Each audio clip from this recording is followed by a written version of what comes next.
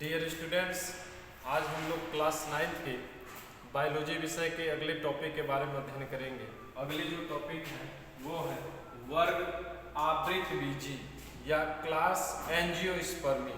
ठीक है, इससे पहले हम लोग क्लास जिम्नोस्पर्म के बारे में अध्ययन किए थे। ठीक है, आज हम लोग एंजियोस्पर्म के बारे में अध्ययन करेंगे। देखिए, आवृतबीजी कहते हैं एंजियोस्पर्म को। इसका शाब्दिक अर्थ क्या है, इसका नाम आवृतबीजी क्यों पड़ा, ये जानेंगे। देखिए, आवृत का मतलब होता है आवरण। क्या होता है? आवरण होता है। ठीक है, खोल होता है। और बीजी का यहाँ पे शाब्दिक अर्थ होता है बीज, सीड से है, यानी ऐसा बीज जिसके चारों ओर एक खोल पाई जाती है, जो बीज को चारों ओर से क्या करता है, सुरक्षा प्रदान करता है। ठीक है, ऐसे पौधे को हम क्या कहेंगे, आवृतबीजी, यानी उनके बीज के चारों ओर जो खोल उपस्थित होता है, इसी खोल के पाए जाने के कारण ही इसका नाम पड़ गया आवृतबीजी। ठीक है, चलिए इनके प्रमुख लक्षणों के बारे में जान लिया जाए। इनके कौन कौन से प्रमुख लक्षण हैं, एक एक करके अध्ययन करेंगे। देखिए, पहला क्या है कि ये एक वर्षीय, द्विवर्षीय या बहुवर्षीय होते हैं। एंजियोस्पर्म के जो सदस्य होते हैं, एक वर्षीय भी होते हैं, द्विवर्षीय भी होते हैं और बहुवर्षीय भी होते हैं। अर्थात एक वर्षीय जो सदस्य इनका होता है, उनका लाइफ साइकिल जो होता है वो एक वर्ष का ही होता है, यानी एक वर्ष में वो अंकुरित होते हैं, उनमें फल फूल लगता है और बीज बन जाता है। अपना एक साल में ही अपने जीवन को कंप्लीट कर लेते हैं। ठीक है, उसी तरह द्विवर्षीय जो पौधा होता है या इनके सदस्य होते हैं, उनका लाइफ पीरियड 2 वर्ष का होता है। ठीक है, और बहुवर्षीय जो होते हैं उनका लाइफ पीरियड बहुत वर्षों का होता है, कोई एक निश्चित, ठीक है, इनका एज नहीं होता है। ठीक है, तो एक वर्षीय, द्विवर्षीय और बहुवर्षीय। दूसरा देखेंगे कि इनके सदस्य जो होते हैं, ठीक है, पादप जगत में सबसे अधिक विकसित होते हैं। आप लोग इससे पहले हम लोग शुरू से ही पढ़ते आ रहे हैं, शैवाल पढ़े, ठीक है, इसके अलावा ब्रायोफाइटा, टेरिडोफाइटा पढ़े, जिम्नोस्पर्म पढ़े। ठीक है, और अंत में जो हम वर्ग पढ़ रहे हैं, क्लास पढ़ रहे हैं, एंजियोस्पर्म पढ़ रहे हैं। एंजियोस्पर्म के जितने भी सदस्य होते हैं, पादप जगत का सबसे सुविकसित सदस्य होते हैं, यानी इनमें सभी लक्षण वेल डेवलप्ड होता है, यानी पूर्ण विकसित होता है। ठीक है, इसीलिए याद रखेंगे, पादप जगत का सबसे अधिक अगर कोई विकसित सदस्य होता है तो एंजियोस्पर्म का सदस्य होता है। ठीक है, तीसरा लक्षण देखेंगे, इनमें पुष्प पाई जाती है। ध्यान देंगे, इससे पहले हम किसी भी वर्ग में या संघ में पुष्प की बात नहीं किए थे। ठीक है, सब में अनुपस्थित की बात किए थे, लेकिन ये एंजियोस्पर्म के जो सदस्य होते हैं, इनमें पुष्प पाई जाती है, यानी इसमें फूल होता है, फ्लावर होता है। ठीक है, और पुष्प जो होता है, देखेंगे पुष्प के हम सभी जानते हैं कि मुख्य रूप से 4 भाग होते हैं, calyx, Corolla, androecium and gynoecium होता है, बायदलपुंज, दलपुंज, ठीक है, पुमंग और जायान, ये 4 प्रमुख भाग होते हैं। तो पुष्प के 4 भाग होते हैं, ध्यान देंगे। ठीक है, इनमें जो पुष्प होते हैं वो एक लिंगी भी पुष्प होते हैं, द्विलिंगी भी पुष्प होते हैं। एक लिंगी पुष्प ऐसे पुष्प को कहेंगे कि जिनमें केवल या तो नर जनन अंग होगा अथवा मादा जनन अंग होगा, यानी कोई एक ही जननांग पाया जाएगा, तो ऐसे पुष्प को हम एक लिंगी पुष्प कहते हैं। जैसे कुकुरबीटा का एक सदस्य है, ये कद्दू कहते हैं। कद्दू जो है, इनमें एक लिंगी पुष्प लगता है। ठीक है, इसमें देखेंगे कि जो भी कद्दू के पौधे होते हैं, उनमें पुष्प 2 तरह के दिखाई देते हैं। एक पुष्प जो होता है, देखेंगे वो नर पुष्प होता है, ठीक है, क्योंकि उसमें नर जननांग ही केवल पाया जाता है, और एक पुष्प होता है उसमें जो मादा जननांग होता है, ठीक है, जिससे कद्दू बनता है। ठीक है, तो ये याद रखेंगे, उसमें एक लिंगी पुष्प पाया जाता है। द्विलिंगी भी पुष्प, अधिकांश एंजियोस्पर्म के सदस्य जो होते हैं, इनके पुष्प द्विलिंगी ही होते हैं, एक लिंगी बहुत कम पाए जाते हैं प्रकृति में। ठीक है, तो द्विलिंगी में देखेंगे कि ऐसे पुष्प जिसमें नर जननांग और मादा जननांग दोनों एक ही पुष्प में उपस्थित होता है, तब उसे हम द्विलिंगी पुष्प कहेंगे। तो इनमें एक लिंगी, द्विलिंगी दोनों पुष्प पाया जाता है।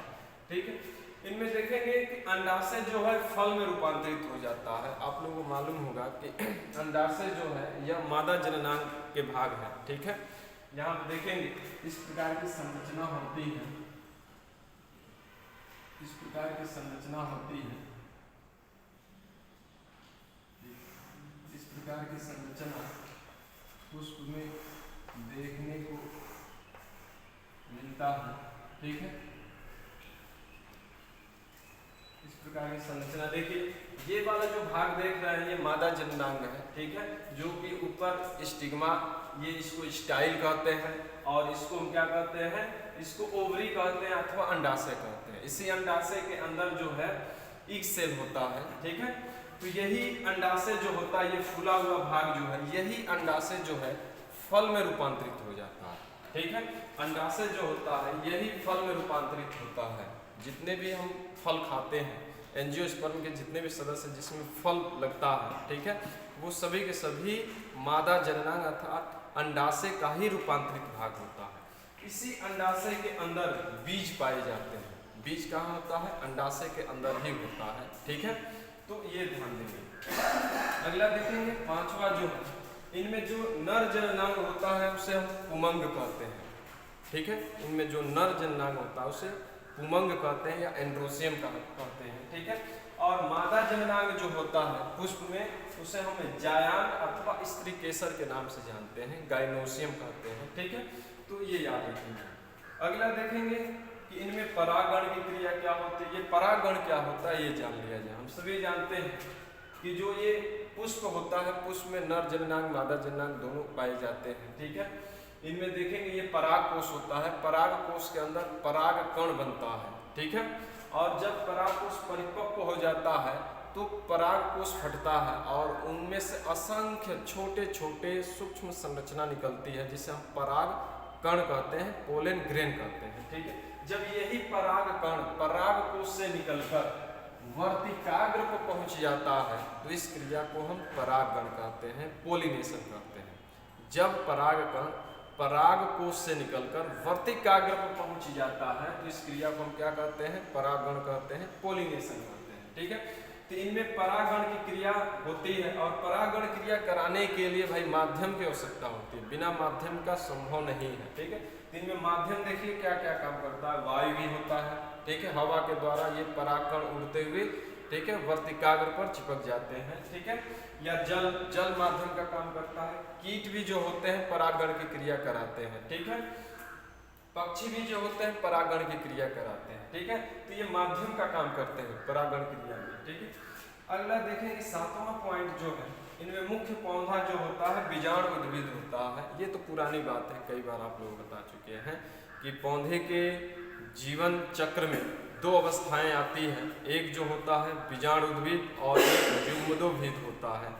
बीजाणु उद्भिद अवस्था में बीजाणु का निर्माण होता है और युग्मोद्भिद अवस्था में युग्मक अर्थात gamete, male gamete, female gamete, इनका निर्माण होता है। ठीक है, तो इनका मुख्य पौधा जो होता है बीजाणु उद्भिद होता है, ये स्पोरोफाइट होता है। ठीक है, युग्मोद्भिद अवस्था, गैमेटोफाइट अवस्था जो होती है बहुत शार्ट होता है, छोटी अवस्था होती है। ठीक है, अगला देखेंगे कि इनमें स्पष्ट पेड़ी एकांतरण की क्रिया होती है, पेड़ी एकांतरण पाई जाती है।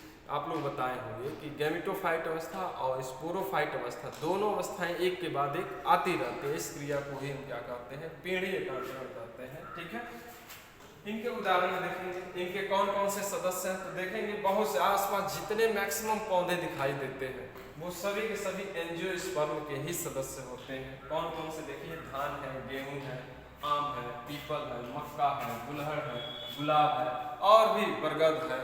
ठीक है, ये सभी के सभी बांस है। ठीक है, ये सभी के सभी सदस्य जो होते हैं एंजियोस्पर्म के ही सदस्य होते हैं।